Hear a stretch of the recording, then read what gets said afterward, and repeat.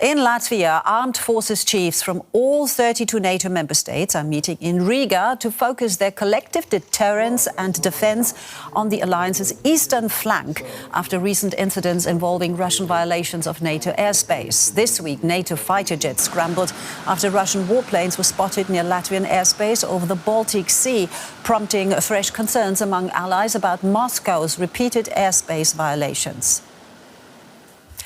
In his opening remarks today, the chair of the military committee called Russia's actions escalatory and reckless. The moment should resonate deeply with us today. Twice in the space of 2 weeks, the North Atlantic Council has met under Article 4. Multiple allies, including Estonia, Finland, Latvia, Lithuania, Norway, Poland and Romania, have experienced airspace violation by Russia.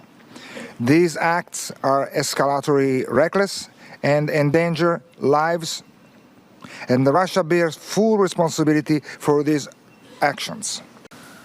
And for more, let's bring in our Riga Bureau Chief Juri Rescheto, who is following the summit for us today. Juri, clearly NATO seems to be divided on whether to shoot down drones and war jets violating NATO airspace.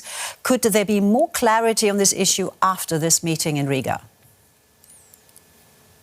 Well, we hope so. The discussion about shooting down jets or drones begins when it comes to a country that is not capable or to do so with its own resources. After all, there have been cases in the past where Russian fighter jets have been shot down by a NATO member state. We remember that was in 2015 when a Russian Air Force aircraft was shot down with a missile from a Turkish fighter jet in the Turkish-Syrian border area. So what is nowadays? Just a few weeks ago, you mentioned it, 19 Russian military drones entered Polish airspace.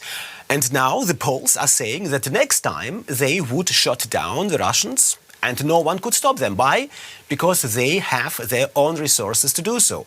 But the problem is, or the problem starts here in the Baltic states, where there are not enough resources of their own, and let's say a Portuguese or Dutch aircraft has to take to the air to shut down the Russians. Then it's a case for NATO. And in cases like this, there is reportedly a split within NATO. While Poland and Estonia, for example, want to shut down Russian aircraft, Germany and some southern European countries fear military escalation. And then, of course, there are threats that are very, very tangible pretty much to every European, like cyber attacks. We've just experienced that. Berlin airport, Heathrow airport, Brussels airport were paralyzed, and also disinformation campaigns, all of which is also a huge threat. How does NATO plan to counter all of this?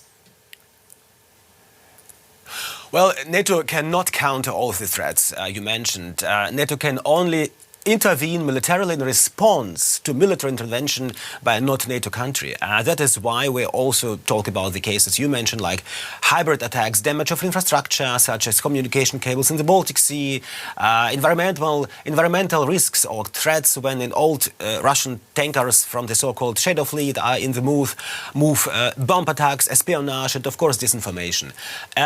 NATO cannot prevent all of this, nor should it. Other organizations should work together to find a response. The EU, national parliaments, the police, civil protection agencies, and so on. To coordinate all this, for example, Germany established a National Security Council for the first time in its history this year. And of course, because you mentioned it's not NATO's job to counter some of those threats that I mentioned earlier, but what about the threats that NATO should counter? Do you have the impression that NATO, the alliance, is actually united enough to be strong enough? Well, I think militarily, NATO is in good shape, so to say, and there are plenty of signs that military strength could increase in the coming years, given that NATO countries have already increased their military spending to 2% of GDP, and this is set to increase to 5% in the near future. The question, of course, is the question of solidarity and coordination, and that remains. I don't think there are any differences of opinion when it comes to solidarity. The only concern could be the US. President Trump is sending different, mixed, I would say, signals and increasingly insisting that countries shouldn't rely on US aid, or at least not exclusively. I think this issue is also being discussed today here in the conference, in this high summit conference in Riga. All right, DW's Juri Rescheto there, reporting from the NATO summit in Latvia. Juri, thank you so very much.